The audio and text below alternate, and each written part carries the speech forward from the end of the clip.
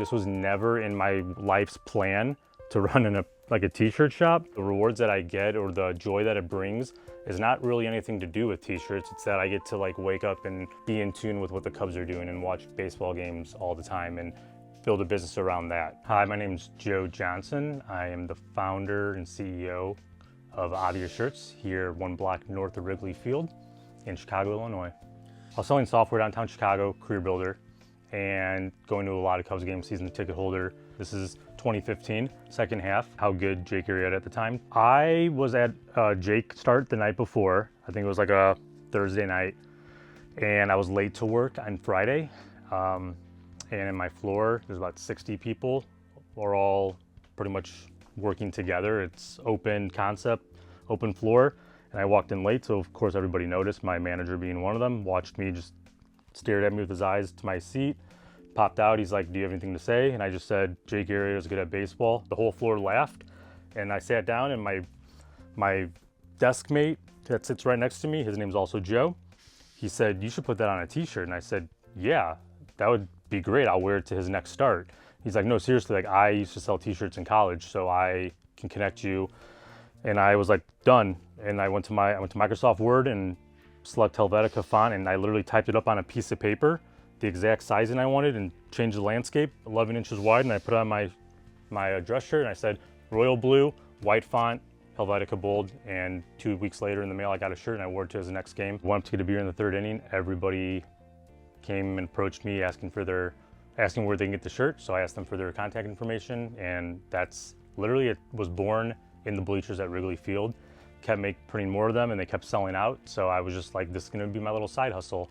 And then I added more shirts, Kyle Schwarber crushes baseballs, St. Louis is boring, and it just kept growing quicker than I could keep up with it. So there came a point later, fast forward a year and a half, I was spending more time with the shirts than I was at my day job, so I decided to take a leap of faith and gave myself 90 days, and the rest is history.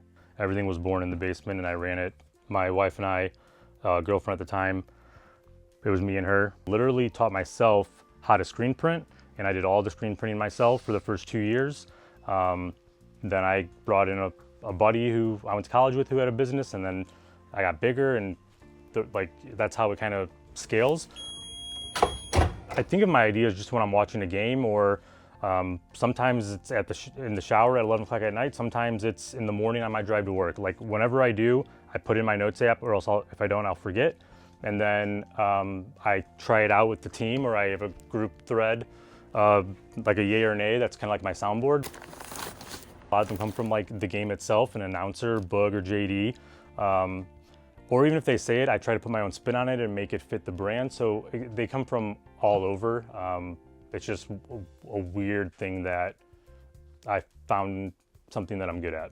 Wilson Contreras was the first player to be like, that's funny, I want to like meet this guy, and like had his agent set up a meeting and we talked through it. He wanted to create his own line. That was 2017.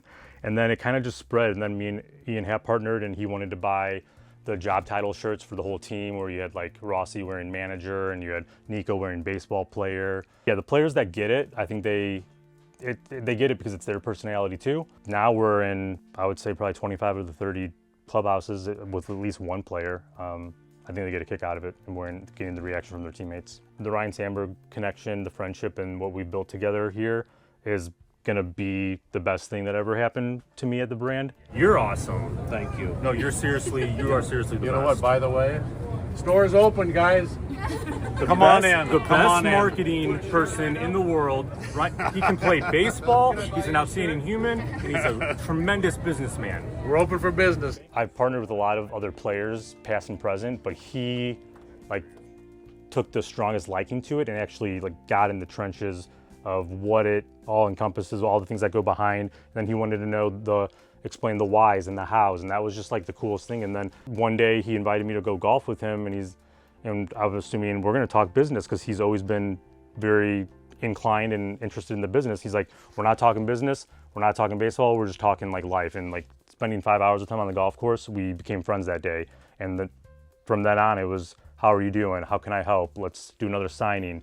Just super, I don't know, one in a million.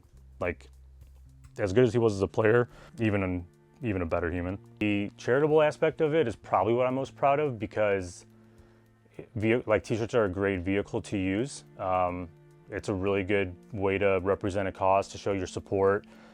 So it's a no-brainer when it comes to like helping people, and then hopefully designing and wearing a cool shirt and giving money back to charity. Like that has probably been the most rewarding part of all of this.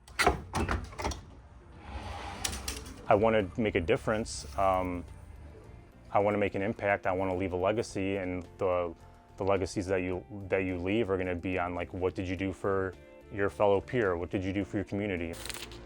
I hope people think that like when they put on an obvious shirt, it's one of their favorite shirts because of the conversations that it starts, or they meet a new person wearing it because somebody got the message that, or the deep cut that most fans wouldn't maybe recognize, but that person did. I hope it just leaves legacy of that they built a strong community, gave back to the strong community, and helped make being a baseball fan or a Cubs fan more enjoyable.